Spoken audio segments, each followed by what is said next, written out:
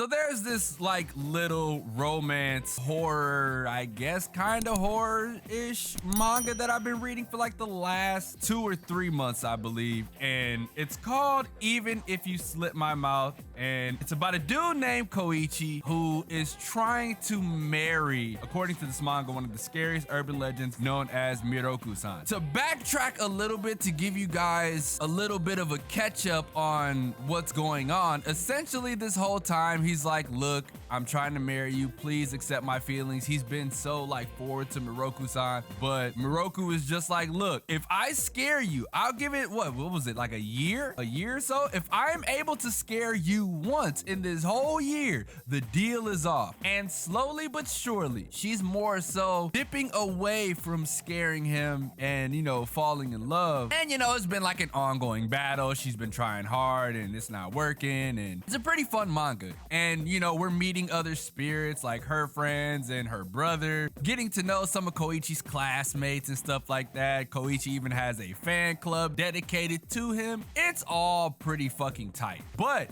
this last chapter, let me tell you, this is exactly why I'm making this video. I gotta talk about this last chapter and the art that we saw at the end of Uda, who has been taking care of Koichi for quite some time. He's like his bodyguard, trying to get him to go to school and stuff like that. He's been pretty like, you know, gung-ho and cool and cheerful and shit like that all like manga long, right? He's been this way all manga long. And then all of a sudden, see, it's crazy. I knew there was something else about him, but I didn't think that it was gonna go like this. So essentially what happened in this chapter was there was a spirit that ambushed Mikoto, who is Miroku's brother, and caught him lacking.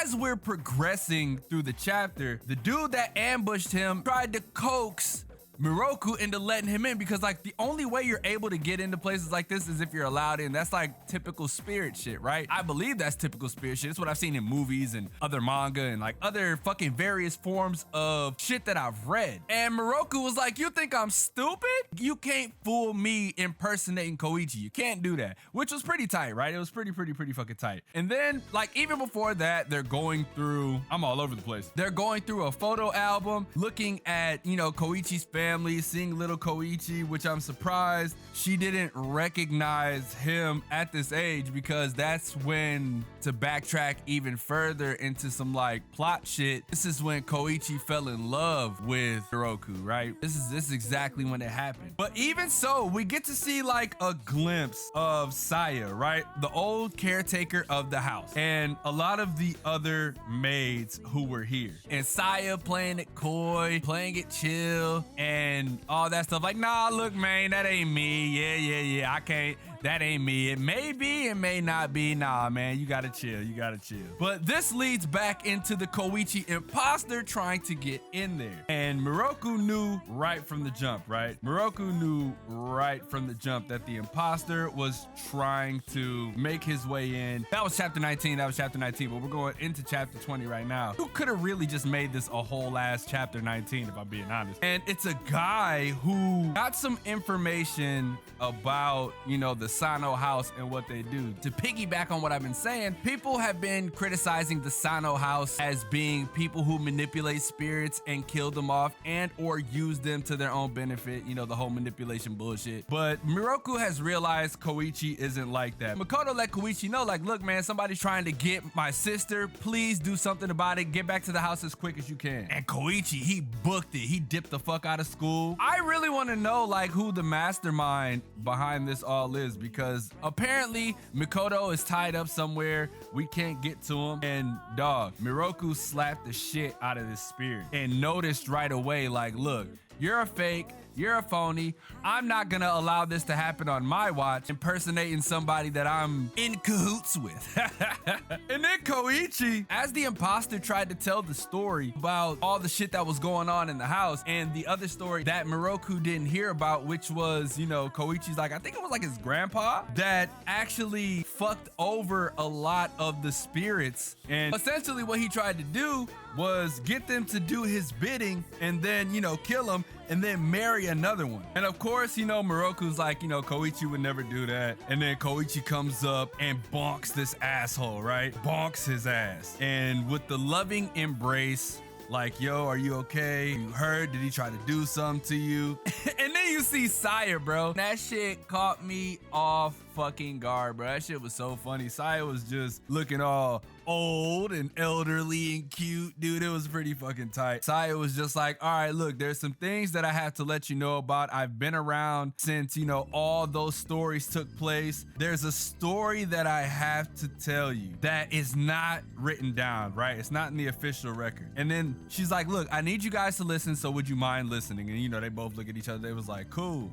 And then it pans over. This is where I was just like, yo, I gotta talk about this shit. The dude who was the imposter, the Koichi imposter, was trying to get back in, right? They left the door open by accident. And he was like, ah, shit, I'm about to waltz my way on in here. And then we see Uda. Now, we knew, we knew that he was the bodyguard. You know, we knew he was the bodyguard. But bro, you saw the snake eye immediately, and dude got spooked. You have the narration of Saya come in talking about this all happened a very long time ago. It was the third head of the Sano family who trifled with the hearts of several supernatural creatures. And dude, it's so cool how this happened. As she's talking, he's transforming. There is a supernatural creature who is said to have fought against him and ended up annihilated in order to dethrone the said head. His name is Karasu Hebi.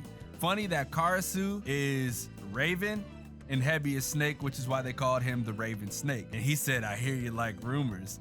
Then you know this one? Anyone who is caught in his glare is paralyzed and turned to stone. He said, they say if you whistle at night, a snake will come out. It's impossible that he died, right? Because he's right here, unless he's a reincarnation. But do you see this design? Oh, bro, this was so hard. I thought this shit was sick, right? I thought this shit was sick. I was like, yo, I gotta talk about this. I'm looking forward to what the fuck else they are going to show, because bro, I really want to know even more about Uda at this point. It has me so excited. I had to tell you guys about this. I hope you guys give this a shot. The link will be in the description. It is called Even If You Slit My Mouth. It's a really fun manga to read, and it has really decent art, and from what I'm seeing, it's only going to get better and better and better. Leave a like if you enjoyed, subscribe if you're new. If you read this, tell me if you liked it a lot more than I did. Let me know what you really thought about it, because bro, I will say